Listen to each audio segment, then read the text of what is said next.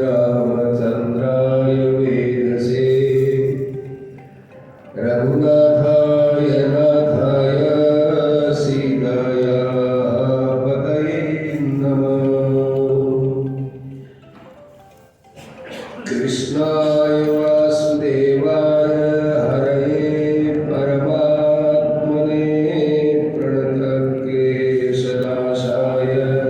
गोविन्दाय नमो नमः। प्रपन्नपारिजाताय स्तोत्रवेत्रैकपाणये ज्ञानमुद्राय कृष्णाय गीतामृतदुहे नमः।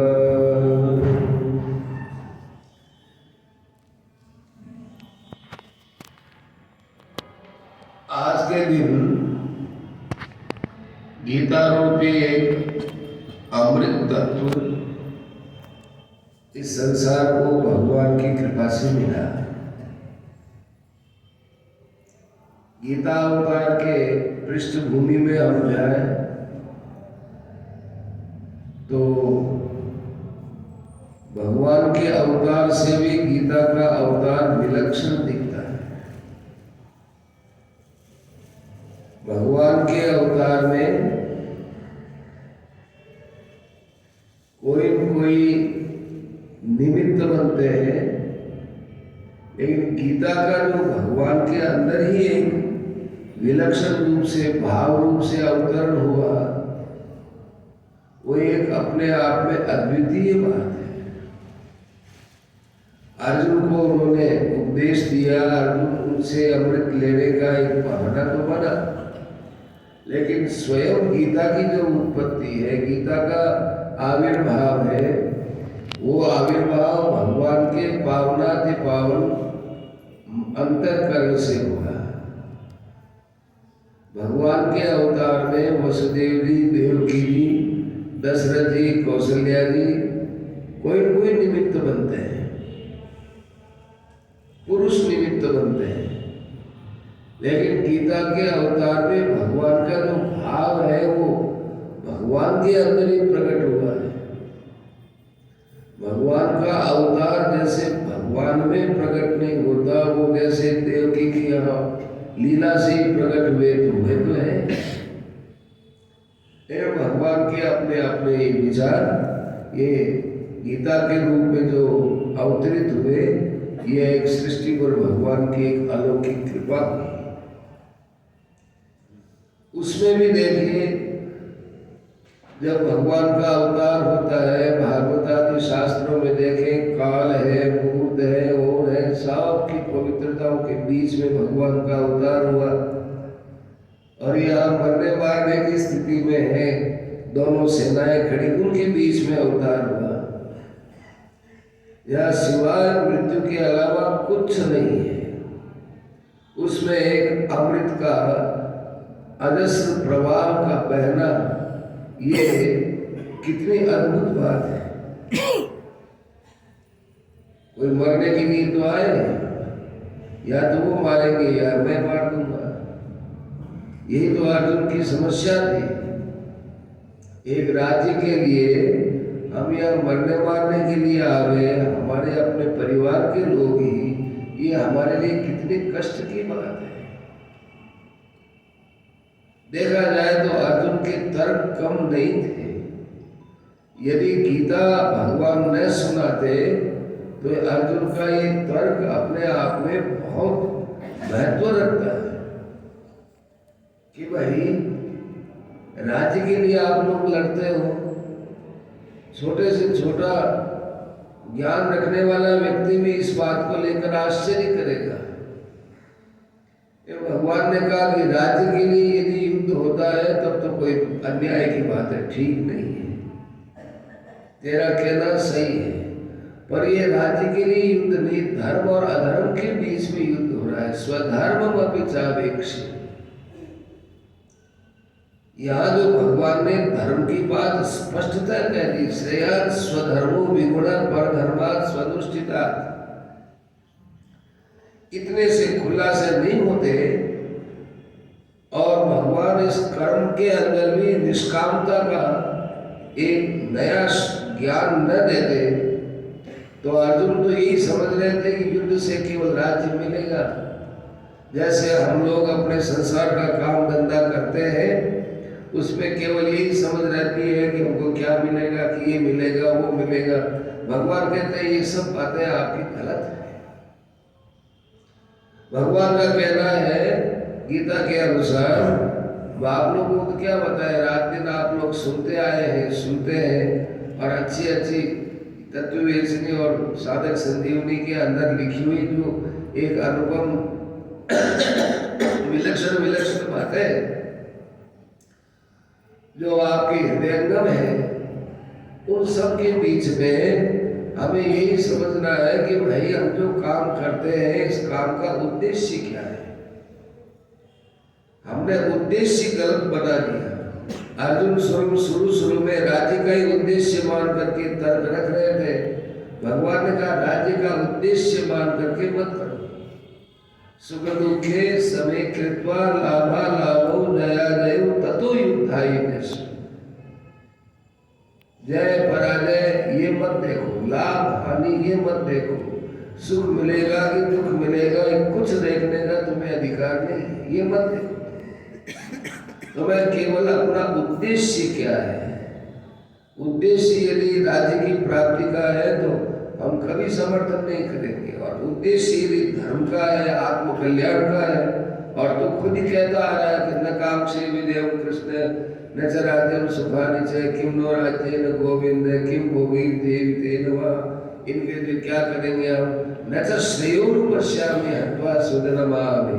ये जो श्रेय की बात जो अर्जुन बोला है, ये भगवान के ये बात बहुत भगवान को प्रिय लगी कि श्रेय की बात देखो, कल्याण की बात देखो। कल्याण यदि हमारा युद्ध न करने से होता हो तो युद्ध मत करो, लेकिन वर्तमान समय में तुम जो ये वातावरण में ये देख रहे हो कि मैं इनको सामने ये तो सामने खड़े हैं, ये सामने खड़े तो ठीक है, ये अधर्म के पक्षपाती है, तुम धर्म के पक्षपाती हो, तुम्हें धर्म की रक्षा करनी है। धर्म की रक्षा करने से ही कल्याण होगा। श्रेया स्वधर्मो विगुण पर धर्मा स्वनुष्ठिता स्वधर्मे निधनम श्रेय पर धर्मो भयावह। तुम श्रेय देखते हो, कल्याण देखते हो तो पर धर्म है। पर धर्म को अपनाओगे तो वही कल्याण नहीं होगा। स्वधर्म है। तुम्हारा धर्म क्या है? तुम्हारा धर्म है क्षात्र धर्म, और क्षत्रिय सदा धर्म के लिए लड़ते हैं। उस धर्म के लिए तुमको लड़ने के लिए कोई किसी प्रकार से कल्याण में बाधा नहीं दे सकता। इस प्रकार की गीता की बातें हैं। और महाराज से तो कहते थे कि मैं ज्ञान योग का आचार्य तो शंकराचार्य जी महाराज को मानता हूँ, भक्ति योग का आचार्य मैं रामानंद जी महाराज को मानता हूँ, लेकिन निष्काम कर्म करने की बात जहाँ तक आती है उसके आचार्य के रूप में मेरी श्रद्धा है कि वो श्री जयदयाल जी गोविंद का है। कर्म करने में किस प्रकार से निष्काम रहे, कर्म भी करे और कर्म से कोई आशा भी न रखे, इन बातों का खुलासा जैसा सेठ जी ने किया है वैसा हमको और जगह नहीं मिलता। साथ में ये भी कह दिया कि मेरी व्यक्तिगत धारणा है, कोई इससे सहमत हो या न हो ये उनकी अपनी बात है, मैं तो मेरी बात कहता हूँ। एक सज्जन हमसे मिले, उन्होंने कहा कि महाराज जी ने ये बात ऐसे कैसे कह दी। शंकराचार्य जी महाराज तो अंतःकरण की शुद्धिता की कर्मयोग को मानते हैं और दूसरे भी ऐसे ही मानते हैं। सेठ जी ने ऐसी क्या विलक्षण बात कही। हमने कहा सेठ जी ने नहीं कही, सेठ जी ने ये विलक्षण बात गीता में से निकाली। अब कोई बिलोना करता है, दही से बिलोना करता है तो किसी को क्या वो मक्खन थोड़ा बाकी रह जाए, कोई नहीं निकाल सका। ऐसे ही निष्काम कर्म करते हुए मनुष्य का संसार में फंसना न हो, काजल की कोठरी में जाकर जिसके कपड़े गंदे न हो, ये तो उसका चातुर्य ही तो है। योग्य कर्मसु कौशलम, निष्काम भाव से कर्म करने पर जो कर्म करते हुए भी जो कुशलता है वो क्या है? योग कुशलता है। कर्मसु योग एवं कौशलम, कर्म में योग हो जाना अर्थात उसमें निष्कामता बनाए रखना, ये कर्म की कुशलता है। कर्म की कुशलता इस बात में नहीं है कि कर्म को सांगोपांग ढंग से किया जाए, खूब अच्छे ढंग से काम करें, ये कुशलता नहीं है। कर्मसु योग एवं कौशलम, कर्म में योग ही कुशलता है। कोई कहते हैं कर्मसु कौशलम एवं योग है, कर्म में कुशलता और यही योग है, तो इसमें कई आपत्तियां आ जाएंगी। कोई आदमी पाप भी करता है, अन्याय करता है, बड़ी कुशलता से करता है, किसी को भी पता नहीं चलता, क्या वो योग हो जाएगा? वो योग नहीं माना जाएगा। कुशलता यही है कि कर्म सदा बांधने वाले हैं, कर्म से ये आदमी बनता है और वो कर्म भी करे और उसमें बंधे भी नहीं, यही तो कुशलता है, यही कुशलता है। इस ढंग से चले, कांटे बिखरे में है, इस ढंग से पैर रखे कि कांटे चुभे भी नहीं और हमारी यात्रा भी हो जाए, यही है कुशलता। कर्मसु योग एवं कौशलम, भगवान को भी यही अभीष्ट है कि हम लोग निष्काम कर्म करें। प्रजाति यदा कामान सर्वान् पार्थ मनोगतान् आत्मन्येवात्मना तुष्ट स्थित प्रज्ञस्तदुच्यते। प्रजाति यदा कामान सर्वान् पार्थ मनोगतान्, बड़ी सुगमता से भगवान ने कहा कि देखो ये जो कामनाएं जो होती है, ये कोई कामनाएं तुम्हारे स्वरूप में नहीं होती है, ये कामनाएं मन में पैदा होती है। और मन में क्यों पैदा होती है? ये तुम्हारी अज्ञानता से समझ लो, तुम्हारा कर्म योग नहीं बन रहा है, फल की आसक्ति पड़ी है, इस कारण से तुम्हारे मन में कामना होती है। ये मानते हैं कि जो स्वरूप को, अपने स्वरूप को नहीं समझते हैं, उनके मन में कामना, पर कामना की एक सीमा होती है, जहाँ काम जाके टकराएगा। संसार की इच्छाएं कहाँ तक रहती है? मन ही मन तक रहती है, ये आत्मा तक या उससे आगे नहीं पहुंचती है। ज्यादा से ज्यादा भाई मन और बुद्धि का जहाँ संयोग माना हुआ होता है, वहाँ एक अलग ही अहंकार की उत्पत्ति होती है, वहां तक मान लेते हैं। अहंकार से दृश्यते काम क्रोध लोभ आदय, भागवत में साफ लिखा, अहंकार तक है। परंतु अहंकार भी अपना पीछे है बहुत, उससे अहंकार भी बहुत आगे रहता है, अपने और स्वरूप है उसके लिए बताया कि वो भी अहंकार में दिखाई देते हैं ना, तो दिखाई देते हैं, इसलिए स्वरूप के अंदर तो ये विकार हो नहीं सकते। स्वरूप में यदि विकार होते तो हम कभी इनको दूर कर ही नहीं सकते थे। जैसे धागा स्वरूप से सफेद है, अब इसमें हम कोई रंग डालेंगे तो काला पीला लाल जो भी हम रंग डालेंगे रंग तो हो जाएगा, परंतु धीरे धीरे वो रंग कम भी हो जाता है। हम लोगों के रंग कई बार कम हो जाते हैं, दोबारा तिबारा रंग करने पड़ते हैं। मूल जो धागा है ये सफेद है। अब ये सफेद, ये मूल सफेद ही रहेगा, इसको कितनी वर्षों तक रख लो, पड़ा रहेगा, कपड़ा सफेद रहेगा। इसका स्वयं का जो स्वरूपगत सफेद है वो नहीं बदलेगी। रुई सफेद होती है, उसी धागा बनता है, सफेद ही रहेगा। इन ऊपर के रंग डालेंगे तो वो सफेद के ऊपर ही डालेंगे, लेकिन इसकी स्वयं की जो सफेदी है वो सफेदी सहजात है, वो मिटती नहीं है। और किसी उपाय से इसको रंग थोड़ा सा बदल भी सकते हैं, लेकिन स्वरूप में तो ये भी बात है, वो तो किसी भी प्रकार से कितना ही नीचा कर्म करने लग जाए, पर आत्मा कभी भी किसी की नीची नहीं होती। इसीलिए महाराज जी फरमाते थे ना कि भाई किसी को बुरा मत समझो, तो महाराज जी का दृष्टिकोण यही था कि स्वरूप कोई बुरा नहीं है, सब भगवान के अंश है या वो परमात्मा के अंश है। स्वरूप उनका बिल्कुल शुद्ध है, कोई बुरा नहीं है। अब किसी को कोई भी बुरा करता है, चोरी करता है, हिंसा करता है, ये बुरा है, तो क्रिया बुरी है, स्वभाव उसका अच्छा नहीं है। लेकिन वो स्वयं बुरा कैसे होगा? स्वयं परमात्मा का अंश है, स्वयं तो बुरा हो नहीं सकता। ये किसी को बुरा नहीं समझना चाहिए, किसी का बुरा नहीं करना चाहिए और किसी का बुरा नहीं सोचना चाहिए। इसका ये बिगड़ जाए, इसका ये हो जाए, इससे खुद का पतन होगा। क्योंकि आत्मा की दृष्टि से तो सब स्वच्छ है, उसी दृष्टि पर देखना चाहिए। हम लोगों को यही गीता से कहती है कि भाई किसी की वाणी में दोष हो सकता है, भाव में दोष होता है, स्वभाव में दोष हो सकता है, स्वरूप में दोष क्या है? एक संतों को किसी ने कहा कि महाराज वो आपके लिए बहुत अपशब्द बोल रहा था, आपके लिए बहुत गाली निकाल रहा था, आपका बड़ा अपमान कर रहा था। तो कहा कि मेरे लिए क्या कह रहा था भाई, क्या समझ के कह रहा था? आपका नाम ले लेकर के बोल रहा था कि वो ऐसे है, वो ऐसे है, वो ऐसे। तो ये तो नाम की बुराई की, मेरे तो बुराई नहीं की। मेरा नाम लेकर के कहा तो नाम की बुराई की, मेरे नहीं की। तो क्या जवाब दे? फिर कहा कि महाराज आपके शरीर को लेकर, अरे शरीर को लेकर कहा तो बिल्कुल ठीक है, वो बड़ा ईमानदार है। शरीर की तो मैं भी निंदा करता हूँ, कितने अच्छे अच्छे पदार्थ इसको देता हूँ, शरीर बड़ा खराब है, मैं भी कहता हूँ। शरीर है ये अच्छे पदार्थों को खराब करने वाला, मैं भी निंदा करता हूँ।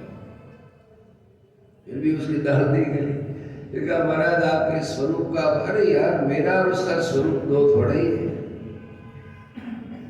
वो मेरा स्वरूप और उसका स्वरूप ये तो कभी ऐसा बनना होता ही नहीं है।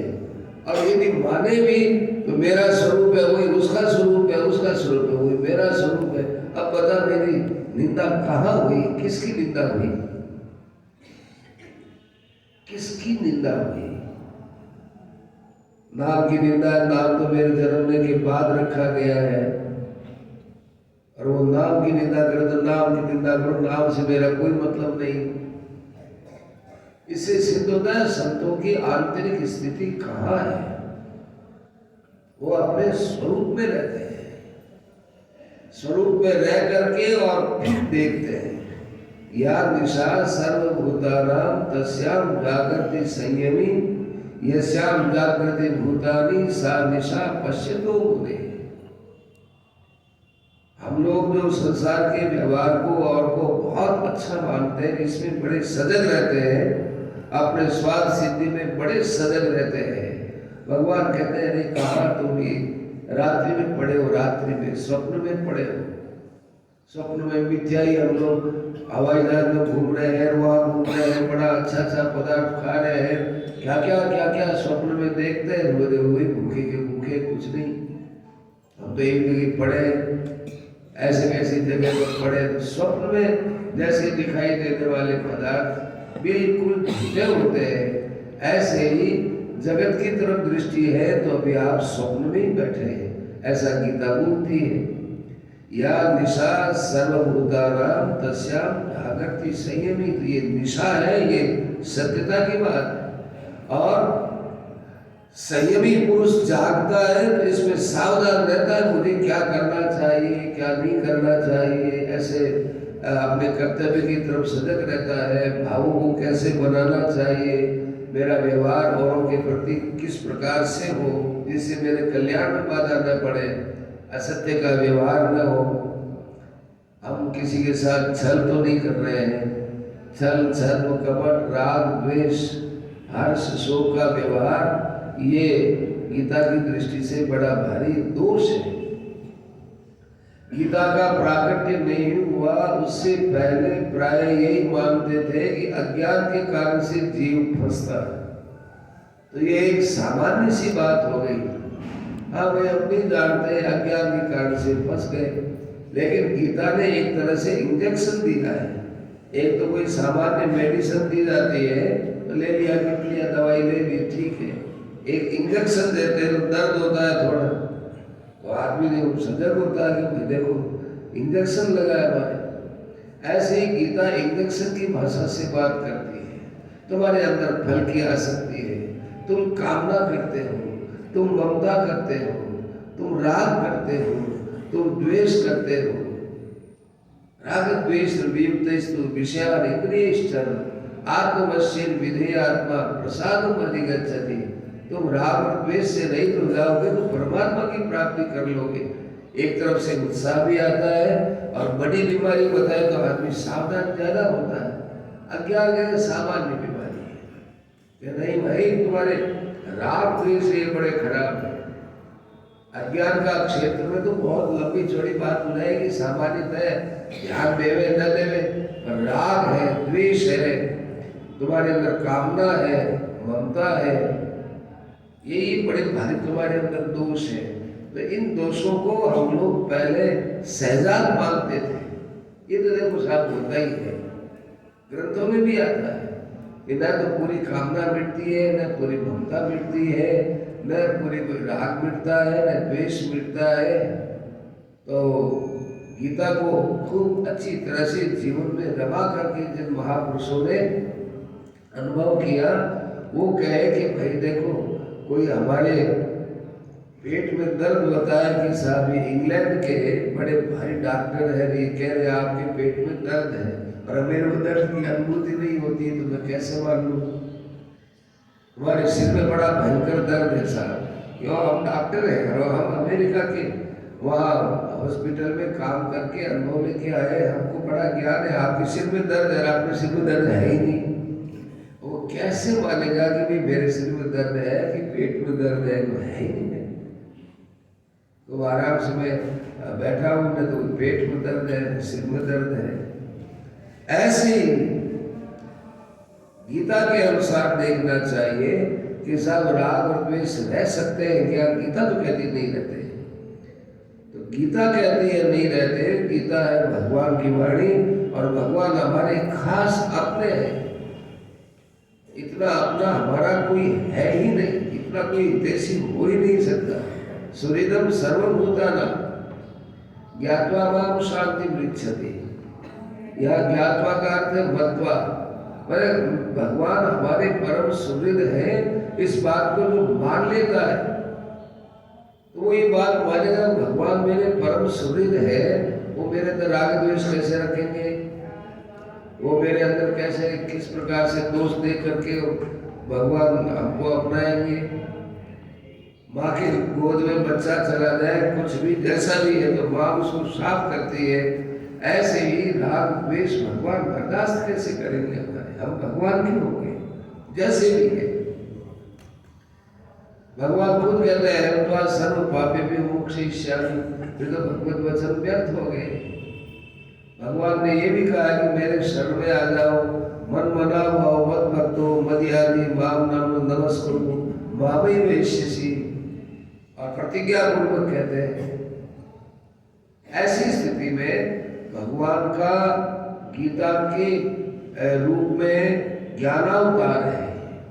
भगवान के भी तो अवतार कई होते हैं, तो ज्ञान रूप से ही भगवान का अवतार। हम सब के अंदर भगवान विराजमान है, तो कैसे विराजमान है? आत्मा रूप से विराजमान है।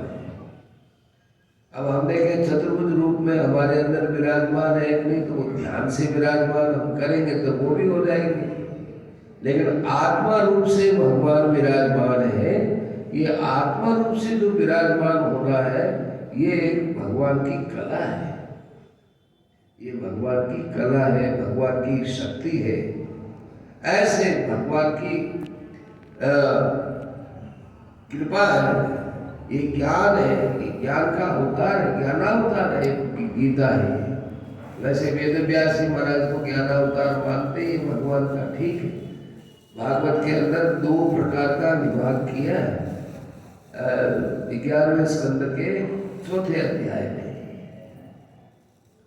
प्रश्न पूछा था कि भगवान ने कितने काम किए, कितने कर रहे हैं, कितने करेंगे, तो वहाँ सब बातें बता करके बताया कि देखो और संसार के वृक्षों के पत्तों को गिन सकते हैं, आकाश के तारों को गिन सकते हैं और सब कुछ गिन सकते हैं। भगवान के अवतार वगैरह की संख्या नहीं बता सकते।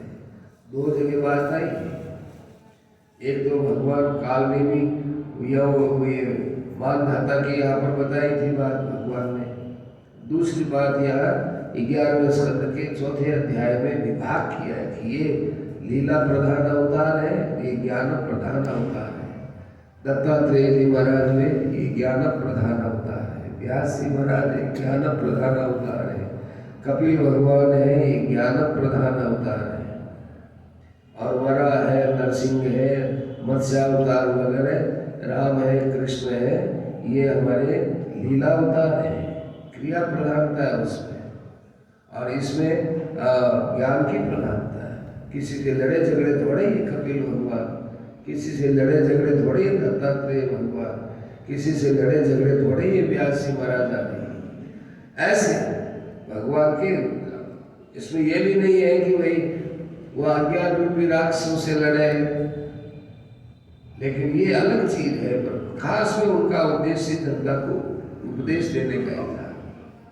तो भगवान श्री कृष्ण का जो अवतार है उसमें भी भगवान के दो अवतार के, एक तो भगवान ने प्रेम के लिए या ब्रज में निवास किया भगवान ने 11 वर्ष, और लीला की भगवान ने इधर मथुरा में अवतार लेकर के वैकुंठ लीला, वो वैकुंठ के भगवान है, वो गोलोक के भगवान है।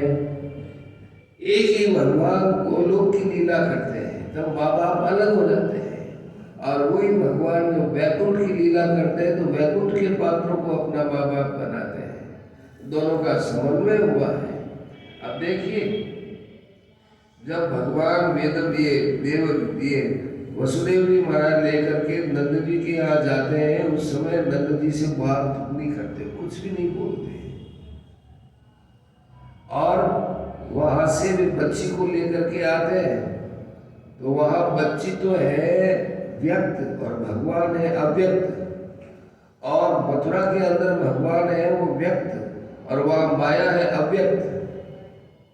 यहाँ माया व्यक्त है, वह अव्यक्त है, या भगवान व्यक्त है, वहां पर भगवान अव्यक्त है। तो गोलोक के भगवान वह अव्यक्त रूप से आए, और ये भगवान दोनों भगवान के दो रूप हुए, दोनों जब मिल गए तब वसुदेव जी का कोई संबंध नहीं रहा। अब जब वसुदेव जी और नंद जी ये दोनों पहली बार जब मिलते हैं तो वसुदेव जी महाराज एक इस ढंग से बात करते हैं 10वें स्कंद के 5वें अध्याय में कि जैसे कोई वसुदेव जी नंद जी का लड़का हो, अरे आपको तो लड़का हुआ, बड़े लंबे समय में लड़का हुआ, बड़ी बधाई आपको सब ठीक है ना, ऐसे बातें करते हैं। और वो मेरा बेटा बलराम वो भी ठीक है ना, आपके वहाँ रोहिणी का बेटा है वो ठीक है ना। माने कृष्ण भगवान के लिए वसुदेव जी वहां पर ये मानते हैं कि इस समय ये गोलोक की लीला में तो मेरा पुत्र का हुआ।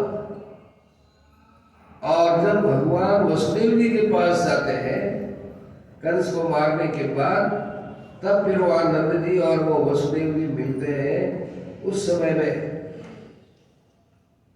विशेष बात तो नहीं होती है, विशेष बात तो भगवान ही कहते हैं कि देखो जी आपने हमको पाला पोसा, पालने पोसने वाले होते हैं वो जन्म देने वाले से जब बड़े बहुत बड़ी स्थिति रखते हैं, बहुत ऊंचा स्थान रहता है आपका, आपने हमारा पालन पोषण किया। इसी प्रकार से गीता के रूप में भी भगवान का ये ज्ञानावतार है। इस ज्ञानावतार के अंदर भगवान ने हमको वो सब बात बता दी जिसकी हमें बड़ी अपेक्षा थी, और उन्होंने वो ज्ञान दे करके हम लोगों को बड़ा कृतार्थ किया।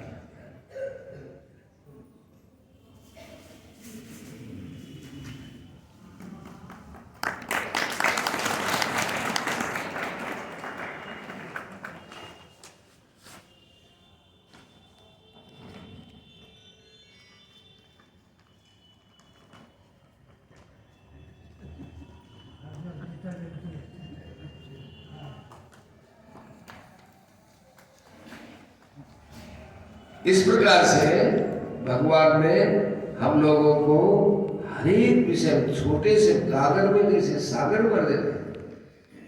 एक इतना सा मटका है, उस मटके के अंदर हम सातों समुद्रों का थोड़ा थोड़ा जल ला के रख दे तो ये 7 समुद्र का जल सारांश आ जाता है। सारे दर्शनों का, संपूर्ण ज्ञान का, सब साधनों का सारांश यदि आया है तो ऐसे छोटे सी गीता में, और बहुत बड़ी बड़ी इसके ऊपर जितनी व्याख्याएं हुई है उतनी व्याख्याएं, इतनी कमेंट्रीज किसी भी हमारे ग्रंथ पर नहीं हुई। अनुवाद होना अलग है, स्वतंत्र विचार रखना अलग है, हर एक के अलग अलग विचार है, और सारे विचार गीता को लेकर के जो चले, गीता से जो समन्वित बने, गीता के समर्थन से बने, तो सिद्धांत अपने अपने सिद्धांत को पुष्ट किया। अवतारवाद को गीता ने पुष्ट किया। एक कहते हैं अव्यक्तम व्यक्तिमापन्नम मान्यते मामबुद्ध है, मैं हूँ तो अव्यक्त लेकिन लोग मुझे व्यक्त मानते हैं, वो मूर्ख होते हैं। अवतारवाद वाले कहते हैं कि भाई अव्यक्तम, मैं व्यक्त हूँ लेकिन मुझे अव्यक्त मानने वाले होते हैं, वो मूर्ख होते हैं। तो दोनों ने अपने अपने हिसाब से इस बात को पुष्ट किया। अब क्या है क्या नहीं है वो तो सीधी सीधी बात है। संसार के रूप में भी भगवान है। भगवान ने सारांश में कह दिया वासुदेव सर्वमिति सर्वात्मा सुदुर्लभ। और माया के चक्कर में पड़ोगे तो देवी ऐसा गुणमयी मम माया दुरत्या, माया तो है मेरी, मानते हो आप लोग अपनी, ये मेरा है, ये मेरा है, ऐसे मान करके फंस जाओगे, तब इस माया से निकलना बड़ा दुरत्य है, बड़ा कठिन काम। हर एक विषय मेरा भक्त कौन श्रेष्ठ है, कई प्रकार के भक्त होते हैं, भगवान ने सबका आदर किया। उदारा सर्वे वैते, सब मेरे लिए उच्च भक्त है, सब मेरे लिए आदरणीय है, सब ठीक है, परंतु वही जो मेरे से प्रेम करते हैं, ज्ञानी होते हैं, तो ज्ञानी बात नहीं वो बेमतम, या ज्ञानी से तात्पर्य भगवान के प्रेमी लोग। प्रेम के अंदर कोई ज्ञान की कमी नहीं होती, बल्कि उनका ज्ञान इतना परिष्कृत, इतना छल छलाता, इतना उछलता हुआ ज्ञान होता है, वो आनंद भी देता है। वो ज्ञान बड़ा मन को बहुत प्रसन्न करने वाला होता है, छल छलाता हुआ ज्ञान। जैसे गोपियों को ज्ञान था, कहा कि भाई ये कौन है, साधु संत यहाँ है, क्या बात करते हैं, तो कोई मुक्ति की बात करते हैं, तो मुक्ति तो भाई यहाँ हम तो रोज यहाँ झाड़ू निकालते हैं, उसमें से मुक्ति निकलती नहीं, कोई खास बात नहीं। तो ये प्रेम है गोपियों का भगवान में, प्रेम भी कितना दिव्य होता है। नंद जी महाराज है, कैसे व्याकुल होते हैं उद्धव जी के वहाँ प्रस्थान के समय में, अपने मन की व्यथा बताते हैं कि मनसो वृत्तियाँ, या हमारे मन की वृत्तियाँ, हमारे वाणी से निकलने वाले शब्द, हमारे सब शरीर से होने वाली क्रियाएं केवल कृष्ण के लिए होती रहे, इससे ज्यादा हम कुछ नहीं जानते हैं। इससे ज्यादा जानने की जरूरत ही नहीं है, सारा तो ज्ञान आप में आ गया। मन की वृत्तियों से और वाणी से और शरीर से आप जो कुछ आपके मन में होता है, वाणी से कहा जाता है, शरीर आदि से क्रिया होती है, वो भगवान के लिए होती रहे, ज्ञान इसमें क्या करेगा। भक्ति के अंदर ज्ञान नहीं होता, ऐसी लोग बात मानते हैं, तो ये गीता नहीं मानती, और ज्ञान के अंदर भक्ति नहीं होती, गीता इसको भी नहीं मानती। थोड़ा बहुत तारतम्य मान लो, भले ही ज्ञान में भी भक्ति है और भक्ति में भी ज्ञान है। भागवत ने तो कपिल भगवान के उपदेश में तो बड़ी विचित्र बात कही। ज्ञान निष्ठ है, ज्ञान निष्ठ होता है वो मेरा भक्त होता है, और मेरा भक्त होता है वो ज्ञान निष्ठ होता है। ये विचित्र बात है, अटपटी बात है। भक्त तो भक्ति निष्ठ होगा, पर नहीं, भगवान ये बताना चाहते हैं, कबीर भगवान भी, जैसे गीता के अनुसार भी आप ज्ञान की बात चल रही, बीच में भक्ति बात कहेंगे। भक्ति तो खैर गीता का खास अभिप्राय है।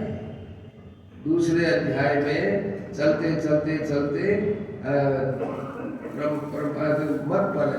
इंद्रियों को मेरे परायण होता है, वो मन को इंद्रियों को वश में कर लेता है। इसलिए श्रीमद् भगवत गीता सार्वभौम ज्ञान देती है। केवल ज्ञान दृष्टि से ही देखा जाए तो भी गीता पूरा ज्ञान देती है। कोई भक्ति योग की दृष्टि से देखा जाए तो भक्ति योग भी पूरी की पूरी बात गीता बताती है। और कर्मयोग की दृष्टि से देखा जाए तो कर्मयोग तो आदि से ले अंत तक है। सेठ जी तो यहाँ तक लिखा है, जहाँ तक मैं समझता हूँ, कि ज्ञान योग में भी कर्मयोग है और भक्ति योग में भी कर्मयोग है। संन्यासस्तु महाभाव दुःखमाप्तुम् अयोग्यतः योग युक्तो मुनिर् ब्रह्म न चिरेणाधिगच्छति। तो अभी उन्होंने मान लिया है। और मत कर्म कृत मत परमो मत भक्त है संग वर्जित है, सारी बातें बता दी। और एक विचित्र बात है, महाराज जी एक बात तो सेठ जी की बहुत बताते थे 11वें अध्याय के 55वें श्लोक में, कि कहीं एक जगह भी यदि आपका संसार में राग रह गया कि द्वेष हो गया तो भाई उससे आपके कल्याण में बाधा पड़ेगी, ऐसा महाराज जी ने बताया। और उसमें उदाहरण दिया सेठ जी का, कि कई सेठ जी गए थे इधर आसाम की तरफ या गुवाहाटी की तरफ, किसी पूर्वांचल में, गुवाहाटी में गए थे।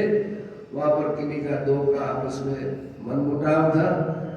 तो एक सज्जन तो सोचे कि मेरा अंतःकरण तो भाई इनके प्रति बड़ा खराब हो रहा है, मेरे तो अच्छा नहीं है। वो अपने ही गलती से अपने आप घबराए सेठ जी का भाषण सुन करके, क्योंकि संत महापुरुषों के जो वचन होते हैं वो ऐसे लगते हैं जिनके पीछे उनकी शक्ति होती है। हमारे श्री हरिरामदास जी महाराज ने भी अपनी वाणी में कहा है कि शब्द भलक का जहाँ शब्द होता है वो भाले की तरह जाकर चुभता है।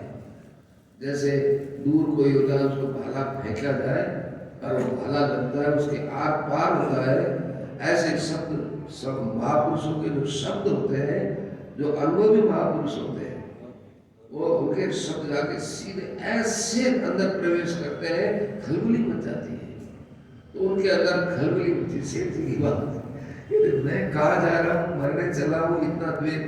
वो सभा में निसंकोच खड़े होकर के सेठ जी के चरणों में गिर गए और बड़ा कहने लगे, सेठ जी मेरा इस आदमी के प्रति भाव बड़ा खराब था, मैं अब सारा भाव खराब भाव निकालना चाहता हूँ। बस मैं तो आपके जैसा आपने बताया मैं वैसे ही रहना चाहता हूँ, किसी के प्रति कोई मैं शत्रुता का भाव नहीं रखना चाहता। तो सेठ जी का स्वभाव नहीं है, तो उन्होंने हाथ रखा इन पीठ पर, बहुत अच्छा आपका काम तो हो गया। और वो उधर से कोई बोल, हाँ आज सीधा गया उठे, आज धर उठा पड़ी और मारो पैर है और लकड़ा में जाए। तो सेठ जी ने कहा कि जब आपको मालूम है कि लकड़े में ही जाना है अपने को, तो फिर लकड़े में अच्छी चीज लेके जाओ भाई, बुरी चीज लेके क्यों जाओ। और अपने को यहाँ से जाना ही है तो वही आपकी अपने की पुस्तकें हैं, रामायण है, गीता है, सेठ जी के महाराज जी के प्रवचन से, और यहाँ पधारे आप आपके अच्छी चीज लेके जाओ, जाना पड़ेगा। तो अच्छी चीज लेके और बुरी चीज लेके क्यों जाओ। तो उनके भी असर पड़ा होगा साहब सेठ जी जो है, मैं भी छोड़ता हूँ। तो बहुत अच्छी बात है, बहुत अच्छी बात है। आप ही छोड़ो, हम तो बाबा यही चाहते हैं सारे संसार से ये गंदगी बाहर निकले, पर आपने अब ये कह दिया, आप भी छोड़ो। महाराज जी ने यही प्रसंग एक बार पीपाड़ के अंदर सुनाया था। तो वहां पर दो गुट थे, एक ही समाज में दो गुट हो गए थे, वैश्री लोगों में दो गुट थे। तो ये बात सुनकर के दोनों पर भी असर पड़ा। ये सेठ जी की घटना सुनाई ना, तो सब पर असर पड़ा। असर पड़ते ही साहब अब सब ये मनोमालिन्य खत्म करते हैं। तो महाराज जी ने कहा बहुत अच्छी बात है, दिवाली मनाई हो। मुसलमानों ने कहा कि अभी दिवाली है नहीं, मंदिरों में दीपक जगा रहे हो, उत्सव कर रहे हो, क्या बात है। कहते दिवाली से बढ़कर बात हो गई। हमारे थोड़े समाज में जो गुटबंदियाँ थी सब समाप्त हो गई, हम सब एक हो गए। एक पीपाड़ के कार्यक्रम में महाराज जी कई बार बोलते थे कि पीपाड़ गए, उसके बाद कहते वो तुम्हारे यहाँ ऐसा था, तुम्हारे यहाँ हम आए थे तब ये बात कही थी। ये सेठ जी वाला दृष्टांत हुआ। वैसे भी बात होती कि सेठ जी की जो बातें होती थी वो बहुत असर करने वाली बातें होती थी। अकेले भी बैठे कि एक बार महाराज जी ने कहा, कोई प्रार्थना में वहाँ गोरखपुर में कोई लेट हो गए थे सेठ जी की सभा में, हमने सुना कि 4 बजे प्रार्थना होती थी, 4 बजे होती थी सेठ जी की सभा।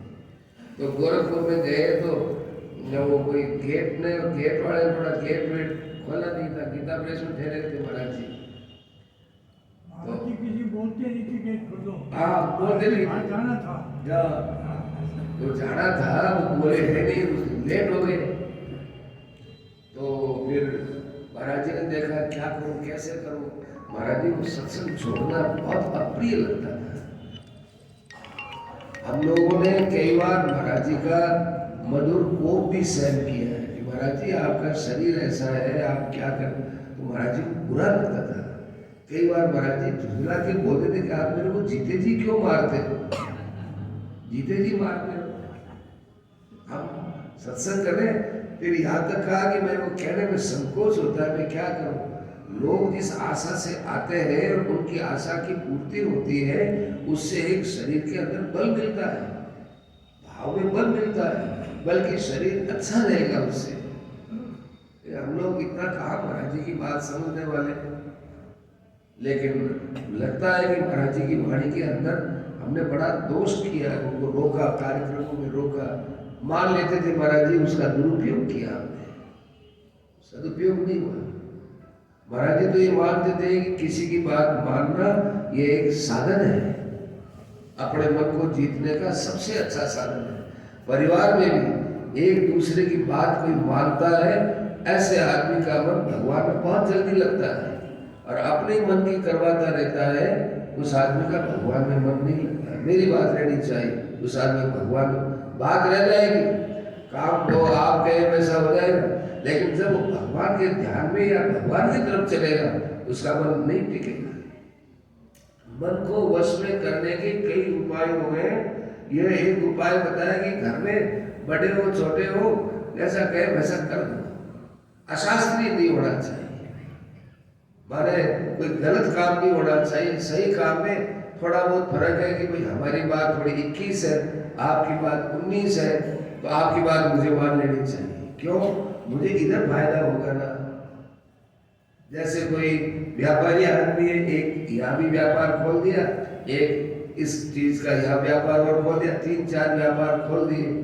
अब खोलता तो है नफे के लिए, पर कभी कभी नुकसान हो जाता है। तो नुकसान होगा तो कपड़े के काम में नुकसान होगा, बर्तनों के काम में नुकसान पड़े होगा, उधर फायदा हो जाएगा, तो इधर का नुकसान उधर कर लेंगे। अपने को कहीं नुकसान पूरा सर्वथा नहीं होता। ऐसे वहां तो क्या होगा, फिर भी हो जाए। लेकिन जो आदमी दूसरे की बात मानता है और उसके अनुसार वो चलता है, तो उस आदमी को जितना फायदा होता है उतना फायदा अपने मन की करवाने वाले का नहीं होता।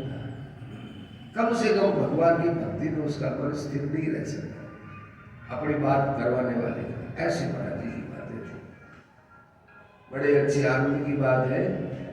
मैं तो परसों पड़े दिन यहाँ से जब गया था 18 तारीख को सामने से ही, और आपका नाम देगा, मैंने कहा ठीक है, नाम गोविंद भवन है, आपकी एक बार मुलाकात पधारे थे आप, बड़ी प्रसन्नता हुई।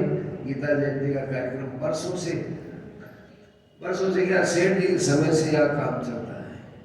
एक बार हमारे आचार्य श्री थे, बहुत पहले की बात है, 64 की बात, 64 की बात है, तो उनकी 17वीं आ रही थी और उसी समय गीता जयंती आ रही थी। तो हमारे गुरु महाराज ने महाराज जी को निवेदन किया कि महाराज जी जो है अपने श्री रामनारायण जी महाराज धाम पधारे, उनकी 17वीं है, तो आप जो है शीतल पधारो। तो महाराज जी कुछ नहीं बोले, मतलब पत्र आया था, वो उस पत्र को लेकर के और क्या सेठ जी को पूछो भाई सेठ जी के पास गए कि सेठ जी वहां से पत्र है। सेठ जी ने इतना ही कहा, आपकी गीता जयंती भी तो है। तो महाराज जी समझ गए, महाराज जी नहीं गए, गीता जयंती भी तो है। अब वो महाराज जी का पीठ स्थान सब कुछ, लेकिन जब सेठ जी ने इतना कह दिया ना कि भाई गीता जयंती है, तो गीता जयंती का महत्व ज्यादा समझते हुए महाराज श्री ने फिर वापिस समाचार करवा दिया कि मैं इस कारण से नहीं आ सकता क्योंकि गीता जयंती पर व्यस्त हूं। गीता जयंती नहीं होती तो फिर देखा जा सकता था। शब्दों का प्रयोग जितनी सावधानी से करने की विद्या सेठ जी के महाराज जी के जीवन में देखी गई, ऐसा देखना बड़ा मुश्किल है। कई लोग मखौल उड़ा देते कि हाँ भाई देखा जाएगा, टिकटें तो बड़ी हुई है, और फिर कहेंगे विचार है, विचार क्या, टिकटें बड़ी हुई, निर्णय है आपका, तो ऐसे मखौल करते थे। लेकिन महाराज जी ने और सेठ जी ने ऐसे शब्दावलियों का प्रयोग करके हमारी वाणी पर बड़ा नियंत्रण रखा है कि भाई सोच समझ के बोलो, सोच समझ के करो, और सोच समझ करके पढ़ो, पढ़ो समझो करो, जो है उसको खूब ठीक ढंग से उसका व्यवहार होता था, छोटा छोटा व्यवहार। अब सेठ जी के तो मन के अनुकूल नहीं थी, लेकिन हमने सेठ जी के लिए वो पुस्तक एक निकाली, सज्जन ने वो पुस्तक पढ़ी, उसमें ऐसे ऐसे दृष्टांत सेठ जी से कटु भाव रखने वाले लोगों ने सेठ जी के प्रति क्या क्या, उनकी बारात आती है, सेठ जी पूरा प्रबंध करते हैं, बताते नहीं कि मैंने किया है, ताकि उसको लज्जा आ जाएगी, शर्म आ जाएगी।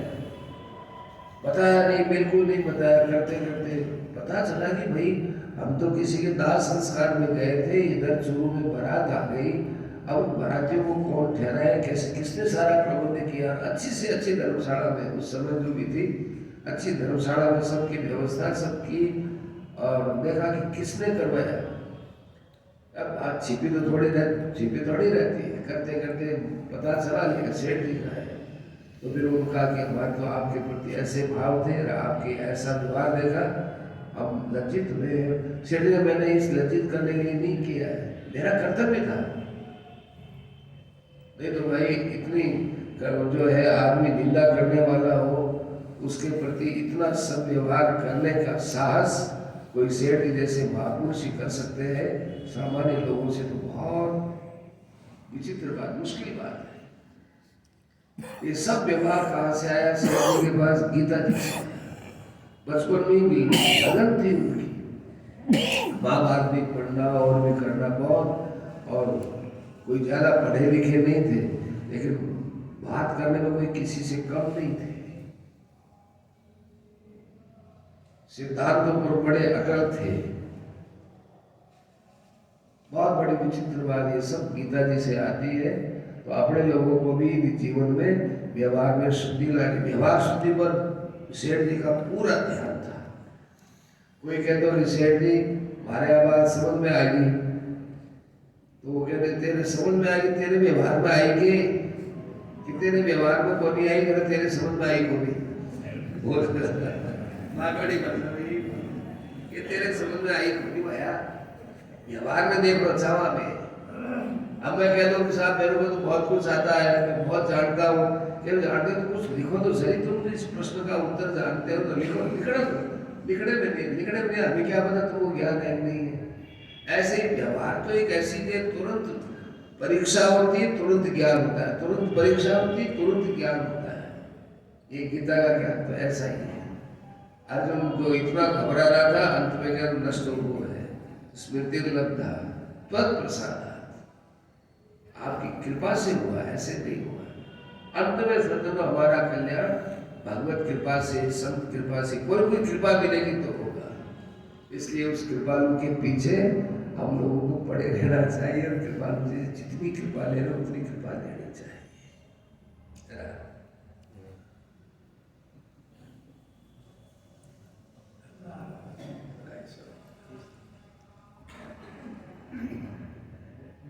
थोड़ी देर